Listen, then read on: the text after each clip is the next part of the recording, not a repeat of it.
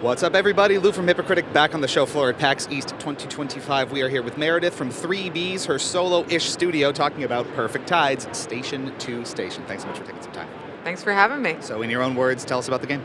So this is a coming-of-age period piece. It's set in the year 2003, and it's about an 18-year-old girl who really wants to be a writer. She's just left her tiny island home for the big city where she's studying, and a lot of what you do in this game is explore that world. You interact with the new people in your life and foster those relationships, and you build this inventory of knowledge that you can then use to deepen the conversations you have with people and also deepen the sort of writing that you can do. And then this is all grounded in a very long emotional story of 1 year of an 18-year-old's life in which many, many things change. And a very resonant theme at that, which I'm sure we'll get into here. In terms of gameplay and mechanics, a point-and-click adventure game, very much reminiscent of those sort of that you would find from Sierra or other publishers in sort of the 90s and the early 2000s, and also a sequel to the original game that came out 2 or 3 years ago, I want to say. In crafting those mechanics, why a point-and-click adventure game for this series of games now specifically? Well, for the first game, I had no experience making a game, and I just sort of knew that the kind of game I wanted to make was the kind of game that I had such wonderful memories of playing, which I imagine is how a lot of devs start their journey. For me, those games, they encourage the kind of patience that I really enjoyed when I was a kid, to just kind of like see every nook and cranny of the game and be rewarded with narrative whenever you solve one of those puzzles. I also appreciated how the kind of second-person narrative of those games, where the narrator is speaking to you and speaking to the player, was really consistent with an anxious and self-critical mind. So I felt that this character I had in mind was perfectly presented through a second-person narrative. So for that first game, I was really drawing very heavily from all of that. And having that one game under my belt now, I feel I'm doing something a bit different with it, a bit more of my own thing, but still operating within that similar framework of like pointing and clicking and exploring and interacting. That's great. And now having all of that experience, like you're saying, not just from the previous game, but your webcomic as well, Octopus Pie. When you draw upon all of that creative experience, now not only with one game under your belt, working on a second one, how has all of that past work informed what you're trying to do now, like you said, in a little bit of a different way with Station to Station? Well, with Octopus Pie, it was a webcomic, so I was able to get feedback very quickly. I would draw a comic page, I would put it online, and within a few minutes, people would already be responding to it. So I treat that as kind of like my years doing like open mic stand-up, where I was able to get an idea of a sense of what my audience would react to very strongly. And I'm never trying to make something that my audience, I'm giving them what they want necessarily. I know what they want is to be surprised, so I can't just give them the same thing over and over again.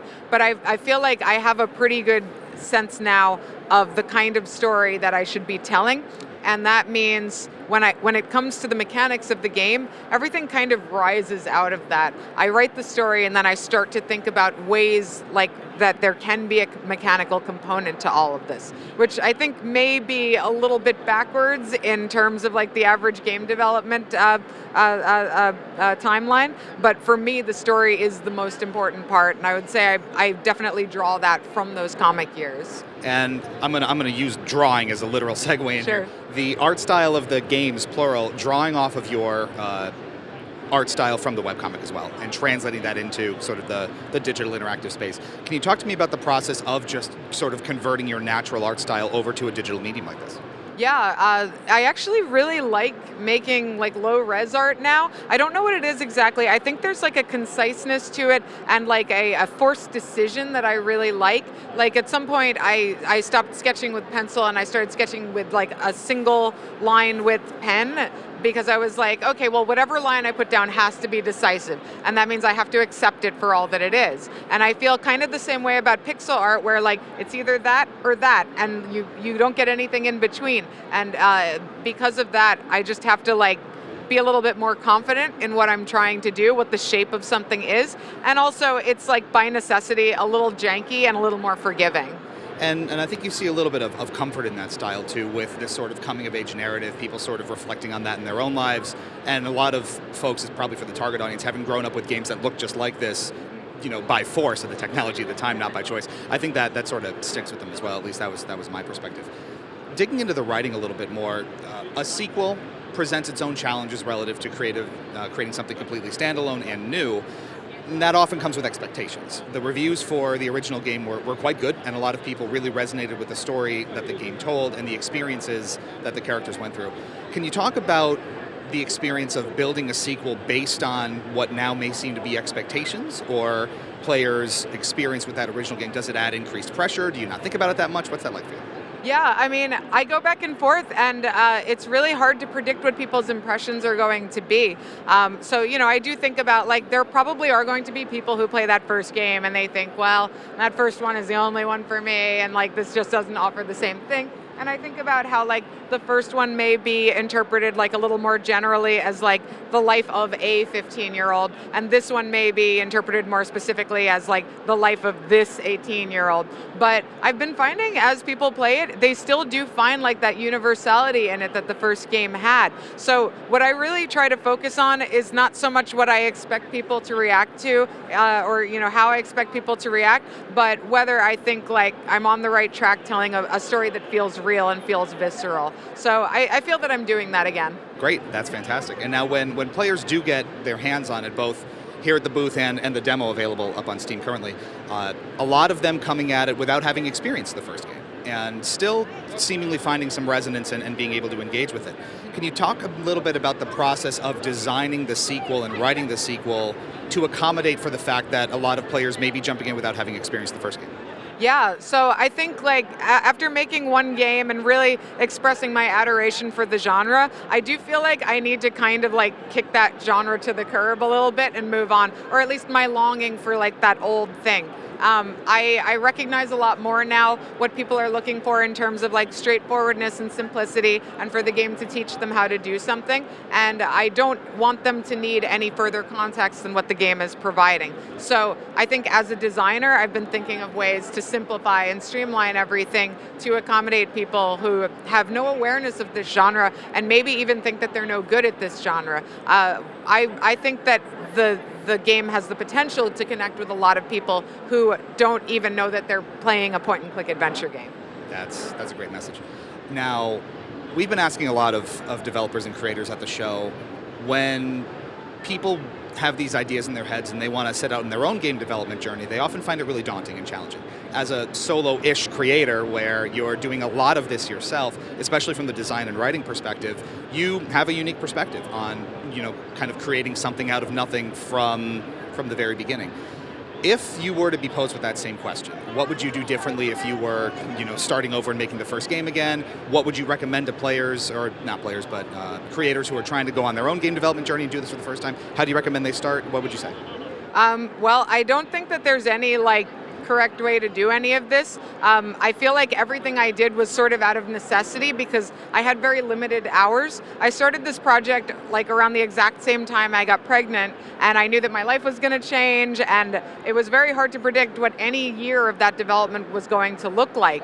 And by the second year of development was mostly me sitting at the desk with my child right here, sleeping on my chest, and I just had to take every hour I could in those days. So I don't really have, not a lot of my advice does not look take breaks, drink water. I really just carved out any hour I could, and I think what made the game get done was a sort of obsessive drive towards the finish line that I don't know that everyone who has an idea is necessarily feeling, and I think that's why a lot of them tend to burn out or tend to prioritize other things in their life. And I think it's totally fine to prioritize other things in your life. I don't actually think that's a loss. You're going to do the things that you're motivated to do. And maybe there are things that need your attention a lot more. But I think if you land on an idea that you absolutely cannot stop thinking about, you are going to make that idea at least come to fruition in some way. I would definitely recommend resisting the urge to show off any of it in advance to anybody that you don't need to show it to. I think ideas have a tendency to die when they're shared in detail or when perhaps they're posted to social media a little too much. I think people think that they're doing right by like the promotional aspect of things by talking a lot about their project before it's done. But to me, what you're doing there is losing a lot of that momentum that you could be saving and like holding on to like a maniac, waiting for that day when you can truly see what people think. The fact is that like that wonderful feeling that you get from people's feedback, no matter when you get it, 5 seconds later you're going to move on and do the next thing that you want to do. So I'd rather save it up, have an amazing explosion after the game comes out, and then a week later start a new game. That is excellent perspective. Thank you. Thank you. Last question then. What is the release window for the game and what platforms are you targeting? At this point, I am playtesting it. It is feature complete, and there's a lot of artwork to do. So I'm expecting that to take about 6 to 8 months. My window right now is, if not the end of this year, then very early 2026. Excellent. Meredith, thank you so much. And keep it tuned here for more from PAX East all weekend long.